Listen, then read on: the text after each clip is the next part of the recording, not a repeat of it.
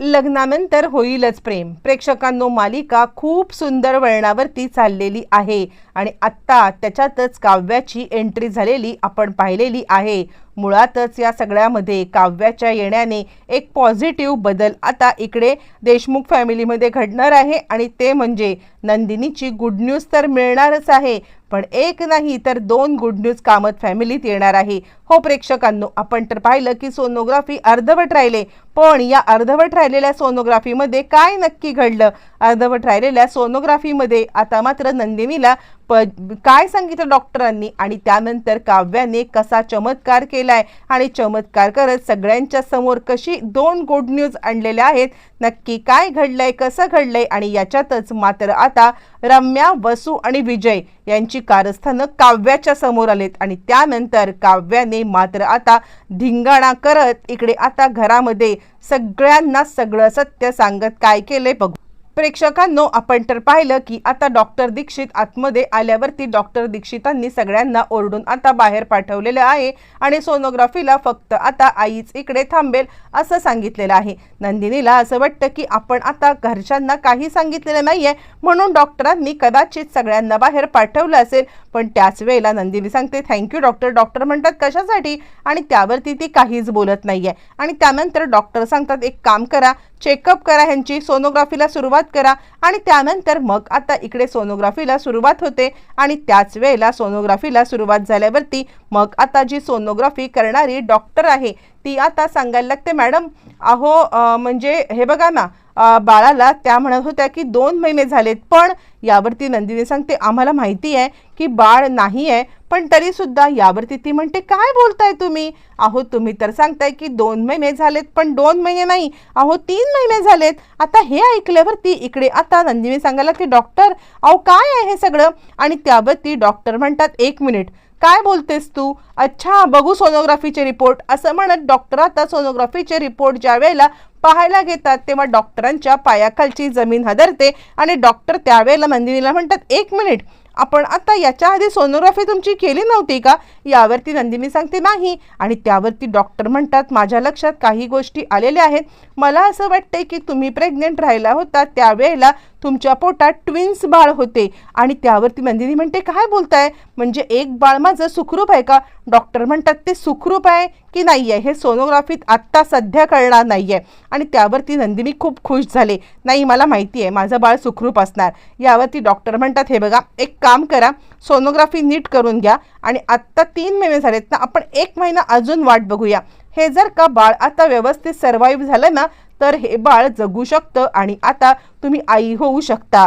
चमत्कारच झालेला आहे. पण मी तुम्हाला एक सल्ला देईन, इतक्यात कुणालाच काही नाही सांगितलं तर बरं होईल, कारण आता उगाचच काही सांगायचं आणि अघटित काही झालं तर मात्र सगळ्यांना त्रास होईल. असं म्हटल्यावरती नंदिनी सांगते ठीक आहे डॉक्टर, तुम्ही जे काही बोलताय ना ते मी 100% नक्कीच आता पाळेन. असं म्हणत नंदिनी मात्र या सगळ्यामध्ये खूपच खुश झालेली आहे आणि खुश झालेली नंदिनी आता मात्र इकडे जीवाला सुद्धा काही सांगणार नाही जोपर्यंत सगळं ठीक होत नाहीये तोपर्यंत असा विचार करते आहे आणि त्याच वेळेला डॉक्टर सुद्धा तिला तोच सल्ला देतात. मग त्यानंतर इकडे आता सोनोग्राफी झाले, मानिनी वाट बघत आहे काय झालं असेल, अजून का नाही ती बाहेर आली, व्यवस्थित असेल ना सगळं? यावरती जीवा म्हणतो आई 100% व्यवस्थित असणार आहे, तू काही चिंता करू नको, सगळं ठीक होईल. असं म्हटल्यावरती मग आता नंदिनी तोपर्यंत बाहेर आलेली आहे.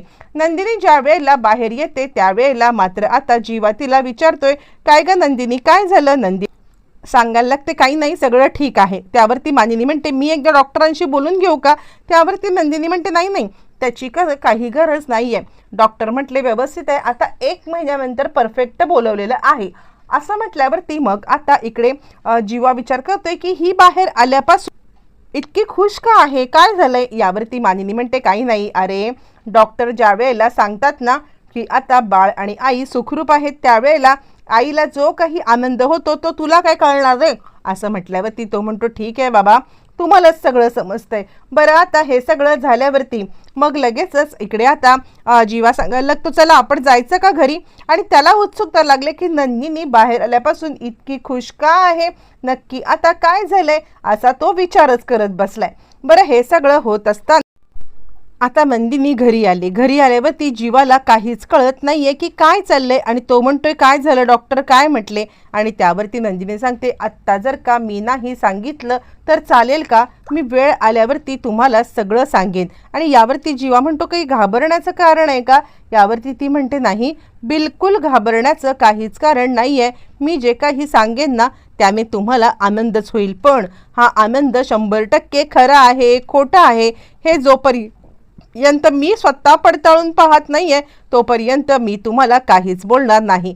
जीवाला मात्र आता हिचं हे कोडं काही कळत नाहीये आणि त्यानंतर तो म्हणतो, ठीक आहे, तू आनंदात आहेस ना, याशिवाय आता मला दुसरं कोणतेही जास्त महत्त्वाची गोष्ट नाहीये.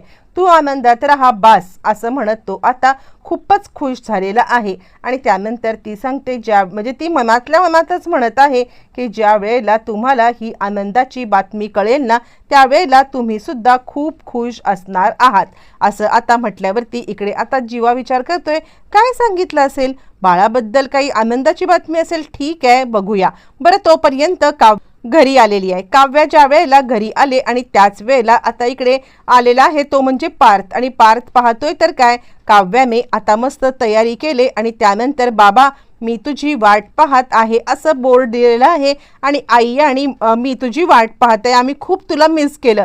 आणि त्यानंतर तो म्हणतो, काव्या तुम्ही आलात, असं म्हणत तो इतका खुश झालाय प्रेक्षकांनो की यानंतर मग आता तो सांगायला लागते, काव्या कुठे आहात तुम्ही? आणि काव्या आता छानपैकी एंटर झाले. दोघं जण एकमेकांच्या समोर आहेत आणि त्याला कळतच नाहीये की आता खरंच काव्या आपल्या समोर आहे की आपल्याला हा भास झालेला आहे. आणि काव्या सांगते, देशमुख, अहो मी खरंच समोर आहे, तुम्ही मला मिस केलात का? यावरती तो म्हणतो, हो हो हो, मी तुला खूप मिस केलं काव्या, आणि माझा तर विश्वासच बसत नाहीये की आता तुम्ही इकडे माझ्या समोर आहात. असं म्हटल्यावरती मग आता ती लगेचच मिठी मारते. आणि त्याच वेळेला दुसऱ्या दिवशी मात्र आता इकडे जीवा विचार करतोय, आपल्याच अंतर्मनासोबत त्याचं आता द्वंद्व चाललेलं आहे. आणि तो आता विचार करतोय, काय करू, घरच्यांना सांगू नको सांगू? आणि त्यानंतर मग आता लगेचच तो विचार करतोय, नाही, मला घरच्यांशी बोलायला पाहिजे. पण या सगळ्यामध्ये काहीही झालं तरी सुद्धा आता इकडे आधी आता मी सगळं हे म्हणजे नंदिनीसोबत बोलून घेतो. नंदिनीसोबत बोलल्यावरती मगच घरच्यांना काय सांगायचं ते सांगेन. पण त्याच वेळेला तिकडे काव्या आलेली आहे आणि SP रोडवरती काय झालंय मला समजलेलं आहे. का घरच्यांच्या पासून आता सगळं सत्य लपवून ठेवलं आणि हे सगळं जे काही आहे ना हे आता मला समजलंय. यावरती तो म्हणतो, प्लीज घरच्यांना काहीच सांगू नकोस, कारण काहीही झालं ना तरी सुद्धा मला आता कळतच नाहीये की मी घरच्यांना कसं काय सांगू, कसं काय बोलू. आणि त्यावरती ती सांगायला लागते, काय घरच्यांना सांगायचं आहे? तुम्हाला जे माहीत नाहीये ते सत्य मला माहिती आहे. आणि त्यावरती मग आता तो म्हणतो, काय झालंय? यावरती ती सांगते की मी डॉक्टरांकडे गेले होते आणि ताई तुम्हाला काहीच बोलली नाही आहे का?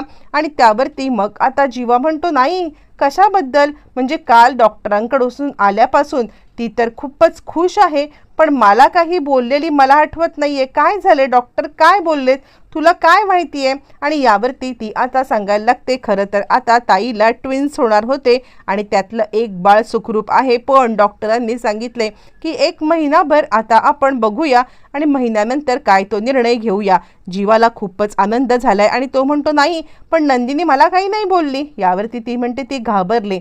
एकदा का हे सगळं म्हणजे असं काही झालंय ना की त्यामुळे मात्र आता तिला आता या सगळ्यामध्ये धक्का बसलेला आहे की पुन्हा असं काहीतरी प्रकार आता घडायला नको म्हणून. आणि त्यानंतर ती सांगते, उद्याच्या दिवसाला आता इकडे रिपोर्ट येणार आहेत आणि रिपोर्ट आल्यावरती मग आता जे काही सत्य आहे ते सगळं ताई आता सगळ्यांना सांगेल. असं म्हटल्यावरती मग आता लगेचच काव्या पुढाकार घेते आणि ती सांगते, इतकंच नाही आहे तर SP रोडवरती झालेला हा सगळा अपघात आहे ना त्याचं सुद्धा आता इकडे सत्य बाहेर आपण इकडे काढायला पाहिजे, कारण काहीतरी असा प्रकार घडलाय की जो आता आपल्यापासून म्हणजे आपल्याला मिसगाईड करत आहे.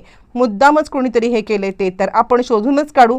पण सध्या आता ताईचे रिपोर्ट महत्त्वाचे आहेत. दुसऱ्या दिवशी काव्या आता नंदिनीला घेऊन गेलेली हॉस्पिटलमध्ये आणि तिकडे डॉक्टरांनी मात्र आता इकडे नंदिनीचं दुसरं बाळ सुखरूप असल्याची पूर्णपणे आता कबुली दिल्यावरती मगच रिपोर्ट घेऊन ती आता घरी आलेली आहे. घरी आल्यावरती सगळ्यांच्या समोर महासत्याचा उलगडा झालाय आणि इथेच आता मालिकेमध्ये टर्निंग पॉइंट आलेला आहे. प्रेक्षकांनो, एका झटक्यात नंदिनीच्या आयुष्यामध्ये आनंद तर आलाय, पण प्रेक्षकांनो, हा आनंद टिकून राहणार का? हा आनंद असाच आता अबाधित राहणार की देशमुख कुटुंबामध्ये आता इकडे नवीन काही कुडघोडी होणार? येणाऱ्या भागात सगळं